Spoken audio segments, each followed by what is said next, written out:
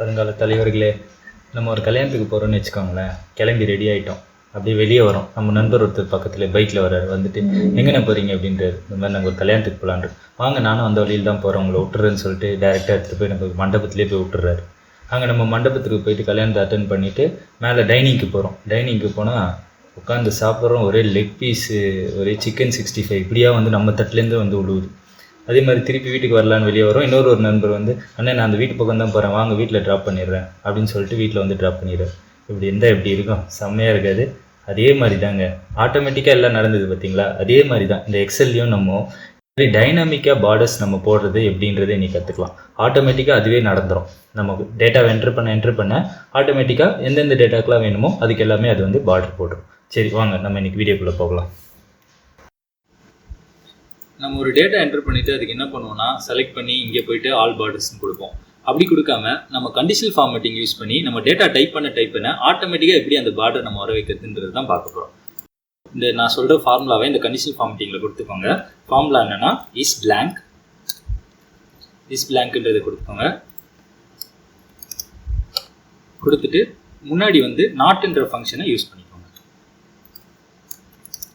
இந்த ஃபார்முலா தான் நமக்கு தேவை. ஸோ இந்த ஃபார்முலாவை நான் காப்பி பண்ணிக்கிறேன். உங்களுக்கு இந்த கண்டிஷனல் ஃபார்மேட்டிங் அப்ளிகேபிள் ஆகணும்னு நினைக்கிறீங்களோ அந்த இடத்துல உங்களோட செல்லை செலக்ட் பண்ணிக்கோங்க. கண்டிஷனல் ஃபார்மேட்டிங் போனுங்க, நியூ ரூல்ஸுக்கு போங்க. இதில் போனீங்கன்னா யூஸ் ஃபார்முலான்னு ஒரு ஆப்ஷன் இருக்கும், அதை கிளிக் பண்ணிக்கோங்க.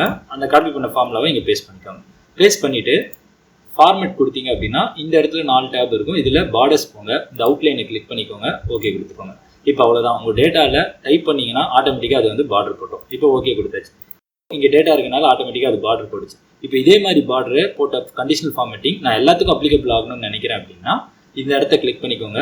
இங்கே வந்து ஃபார்மேட் பெயிண்டர் இருக்கும், அதை செலக்ட் பண்ணிக்கோங்க. எங்கெங்கெல்லாம் வேணுமோ அதுக்கெல்லாம் இந்த ஃபார்மேட் பெயிண்டரை இப்படி அடிச்சு விடுங்க. இப்போ பார்த்தீங்களா இங்கே டேட்டா இருக்குது, ஆட்டோமேட்டிக்காக பார்டர் போட்டுச்சு.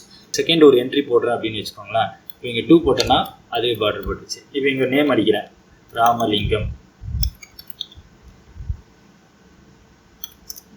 பார்டர் போட்டுச்சு. அதே மாதிரி ஏஜ் அடிக்கிறேன், பார்டர் போட்டுச்சு. சம்மல்ல.